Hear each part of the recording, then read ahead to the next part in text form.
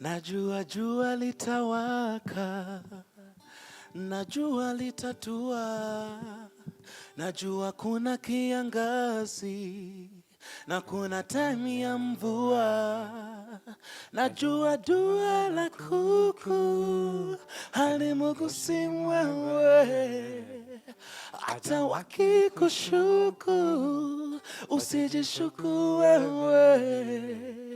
Najua.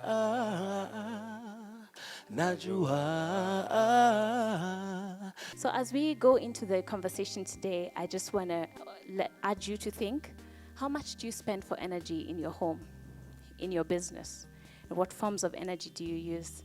But obviously we have well-abled panelists and speakers and professionals within us who will highlight these issues moving forward. We are weighed down as consumers by many, many shady, illegal, irregular, independent power producer contracts that are in place, these power purchase agreements. And because these deals have been signed, and some of them run to 2035, some of them, it's about a 20-year, some are 5, some are 10, 15, mostly 20-year plans. If you look at the least cost power development plan in Kenya, at the end of the day, they have to be paid because their contracts say take or pay. And Kenya Power somehow, at the very front end, it's distributing and selling electricity to you, has to make that money because they have committed to buy energy, even that which they do not need. We consume about 1900 megawatts in Kenya. But if you look at the power plan that was put in place by the Jubilee government in 2013, they were talking about 5,000 megawatts.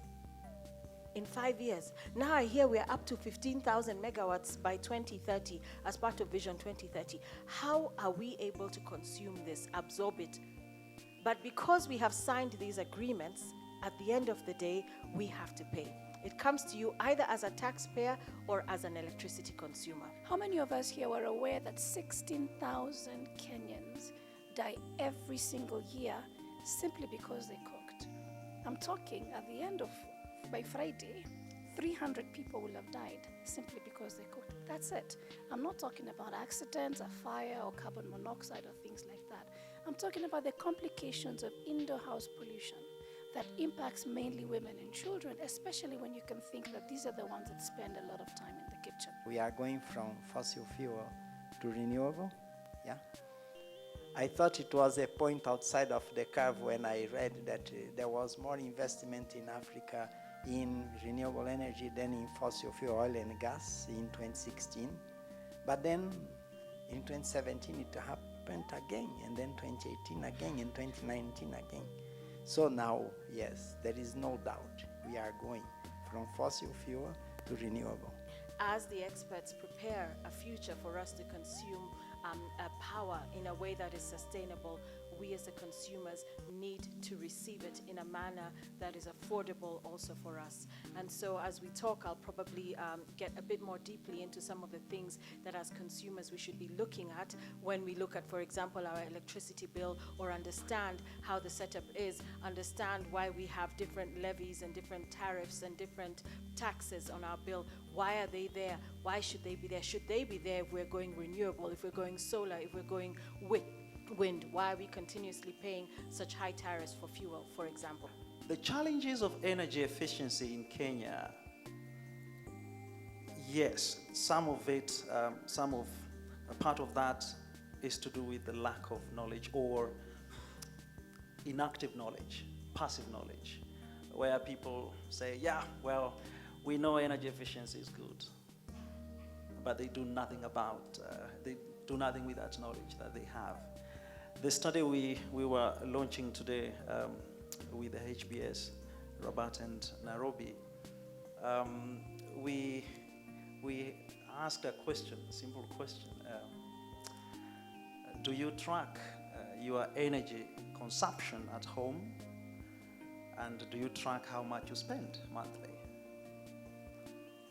Now, you can guess how many people, the percentage of people that said yes, they do. Some said yes, we don't track the consumption, we don't track the cost, and only a small percentage less than 10% said we do track the energy. Now, if you do not know how much you spend, you can never tell whether you are spending too much of your household budget. You can never tell, if you don't know how much you spend on a monthly basis, you can never tell when you have been charged for more because you think you have spent that more, even if nothing has changed. Even if you have been on holiday and you are home, nobody is at home, you still receive bills that are as high as when everyone else is in your household. To be a little bit controversial, some people say if men cooked in Sub-Saharan Africa and South Asia, India and some parts of China, there would be no problem. If men took the primary responsibility for cooking, perhaps we wouldn't have the indignities of a charcoal jiko, of a 3-stone fire, of a woman bent over, cooking. This issue would have been solved a long time ago. Okay, let's leave the controversy to one side. I want to contradict my good friend, Professor here, in maybe provoking a bit of argument. We are now moving in the energy industry from central systems to decentralized systems. In Sub-Saharan Africa, we never had central solutions for cooking, right? Every village, mom, daughter, go to the village, bring your firewood, come. Everybody does that on their own, right? And I suggest that is absolutely inefficient. We should have been talking about a decentralization of cooking, but we never centralized it, right? And there are advantages to centralizing certain, I think, human rights services, right? So when we talk about grid connections, right, that is a service that is subsidized by the government. That is why I pay quite a bit for my electricity, as my friend Jerotich will continue to explain. However, it's still a lot cheaper than a decentralized solution, right? If you put up a mini grid, if private sector goes into a village and puts up a mini grid, those communities are paying 2, 3, 4 times more than what I would be paying in Nairobi. They would not have had that subsidization from the taxpayer to give me electricity at my home. First of all, I think ethanol plant, if you put it up, it will require a huge investment. How about you think about biogas in general? I know there's bioethanol, but biogas is inclusive of other type of gases. And there's a quote that says, if you want to really help people, do you give them food or you teach them how to get the food? So I think if you go in the grassroots and teach people how to make biogas, I think you really help the Munene in Kenya. So the question that Immaculate asked was about biogas. Absolutely 100%. Biogas is indeed an important solution, and Giraffe Bioenergy will have both. So Giraffe Bioenergy will use the waste produced from its agri-processing industry to produce biogas, to produce our own electricity. So that's definitely a way that we are going to be having biogas and ethanol, right? And I'm just going to make a very, very quick comment segueing into what Murabu said here is ethanol that we are producing at the plant will be primarily for urban use. Because you are 100% correct, Murabu. Rural use of firewood is not a driver of deforestation, 100%. Rural use of firewood in the rural area is a driver for drudgery and keeping women behind, right? Because this firewood has to be collected sometimes from a long distance away. If we're talking about small tweaks here and there, that is really not a national discussion. You can do whatever you like if you're just, cutting off a couple of branches. If you look at the villages, how they use firewood is very sustainable. Most of them collect broken branches and they trim trees. The biggest culprit are the people in urban areas who use charcoal, because they consume it at a much bigger rate, and charcoal requires big trees to be burned. They go to the villages, cut trees, and then transport that charcoal to the cities, because in the village people cannot even afford charcoal. In fact, by the time you start using charcoal, you're already at a bigger class. So that question of deforestation and all that, and I would like, Professor, because you are in academia and you are the people who can actually influence the energy use in the cities and generally in the country, can it be addressed from that point of reduction and efficient use? Because in the villages, Linda talked about the issue of the problem of the health problems. I can relate it to the issues of, for example, the inefficient jiko. which burns fuel inefficiently and produce a lot of smoke. If the short-term solution would be to find more efficient GECOs, and so we reduce the consumption of the firewood, which is already sustainable in the villages. And then, of course, we completely cut the charcoal use in the cities.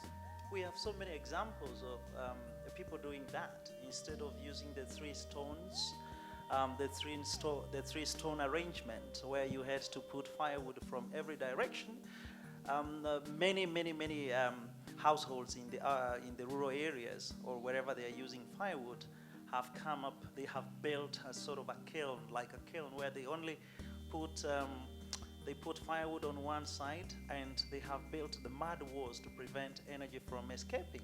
And the small hole where the heat comes from has been made small to reduce the amount of energy wasted through emissions. So yes, firewood can be used efficiently, and it is being used efficiently. Are we, as consumers, as citizens, being ripped off by the companies, the corporations, the government that ensure our access to this electricity? Don't talk, because then you go and become that famous people, NATO. No action, talk only. Please, action. A gram of action is more than 10 tons of Action. What action, you asked? What can you live here, what do you do? I'm just going to echo what Prof said. This is what I've done for my family. I've listed the names of my aunties from favorite to least favorite.